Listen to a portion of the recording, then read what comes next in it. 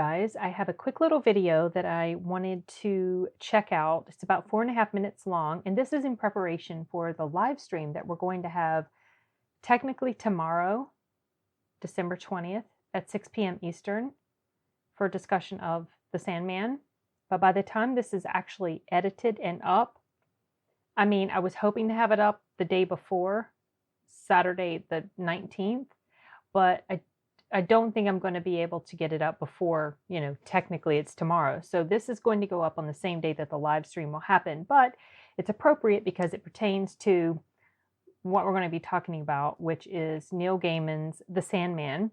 This is a little behind the scenes video that Audible UK developed, and I'm just curious to check it out. I don't think it's going to be many spoilers because I am almost done with it. I'm like down to the wire.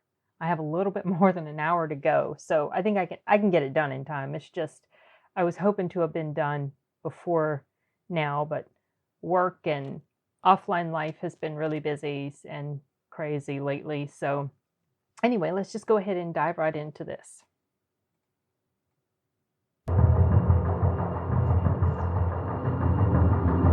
When the first living thing drew breath, he was there, waiting. He's such a good narrator, you guys. He's got an excellent voice, and he's a good voice actor too. I mean, if he wasn't an author, this is what he should be doing.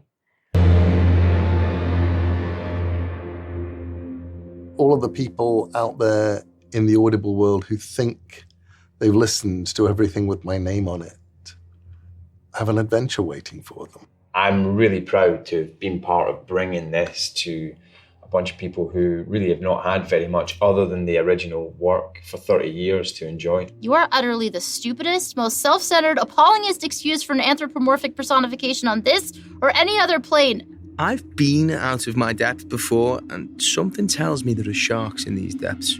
I totally, when I heard that part with his character, I did not realize, I mean, I knew he was in it, but I did not realize that was him. It was crazy. Also, yeah, McAvoy's voice is much different in the final product. He doesn't talk with his original accent. I've been out of my depth before, and something tells me there are sharks in these depths. A name to register under? Put me down as the Corinthian? I read first comics, I think, when I was 17, 18. It was a really exciting prospect to work on something that was so visual in its initial concept. You've got to get the tone of the character right. It's even more important to get the sound of him right. He's actually in a very vulnerable place, which I think is something that makes it easier for an audience to identify with him, so that throughout the course of the 20 episodes, you feel him coming back into himself more and more. Hopefully that journey is something that the audience can connect with. The wind that blows between the worlds chills me as I fall. Suppose I fail. I cannot bluff demons as I bluffed the errant dreams with Constantine. But I have the pouch. I have a modicum of power. And I have hope. I just love the way Neil can merge the real world and this kind of insane world that he's created and put all these different characters from all these different sensibilities all in the same place. Serial killers, Shakespeare, witches. I never knew that medium could do that. It was really exciting to read something where you felt like literally anything could happen. It's kind of an iconic book in the queer community because it was sort of revolutionary in that it introduced non-binary characters and characters that really appealed and gave voice to people that had never really been given voice. Okay, this is interesting to me because I need to jot this note down because I had written something based on a review I read for this, making complaints about something. And I'm going to write down what... And gave voice to people that had never really been given voice in that world. Human beings are the creatures of desire. They twist and bend as I require it. I can't avoid the green hair and the face that's half granite. The poet's pen turns them to shapes and gives to airy nothing a local habitation and a name. Technically, that's dying in your sleep, kid. Makes you a permanent resident of the dreaming. That was him. This is absolutely the perfect medium for the Sandman. It's beautiful because it's so poetic and so out there. It's almost hard to imagine a visual version of it because we all want to create it in our heads. Dirk is a hugely accomplished director at being able to cast well and create beautiful cinematic soundscapes. He works in a very particular way. In the booth with you, he's bouncing off you. It feels very alive, and I think you hear that in the recording. It really sounds the way that your imagination makes it sound. There's a million amazing actors, the mixing of all the different sound effects, and the music is also fantastic. I'm the king of dreams, of everything. Dream the world the way it truly is. Look around you, Morpheus. The million lords of hell stand arrayed about you. What I've tried to do is be inside your head as you wrote them. We're able to put the stuff in that previously only the artist saw. There are bits where we can describe Morpheus in your language, which no one's ever heard before. Yeah. And that's what's terrific about it. And you are, as narrator, are able to put them in your voice. You write with a sort of rhythm. And it really comes off the page. And it reads really, really well. He is Dream, Lord Morpheus, and he must learn to change or die.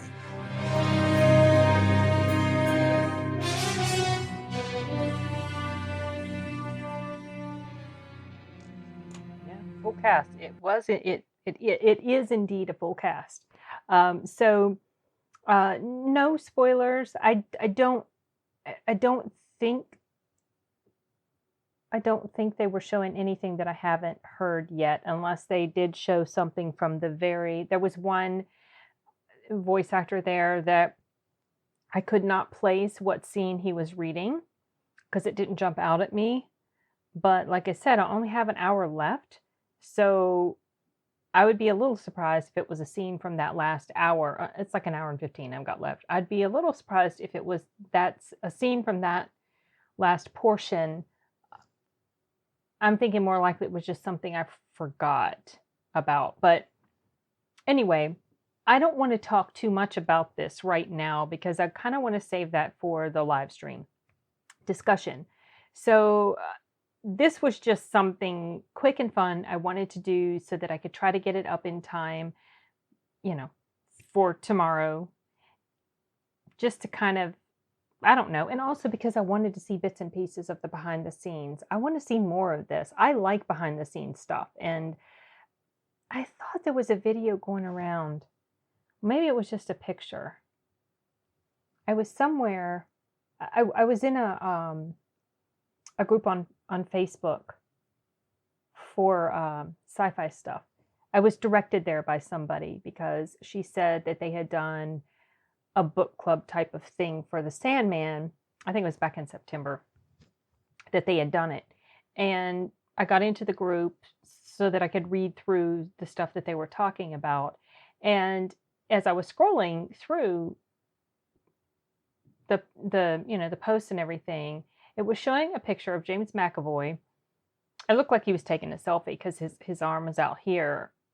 And he was doing a scene from the story, and the caption or something that was mentioned was that he was recording that at his home.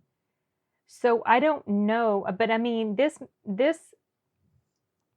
looks like it was done primarily at a studio set in the studio setting. Oh gosh, my asthma medicine. Hold on, I'm gonna snooze it. I'll take it when I'm done filming. It looked like this was primarily done in a studio setting. So I don't know.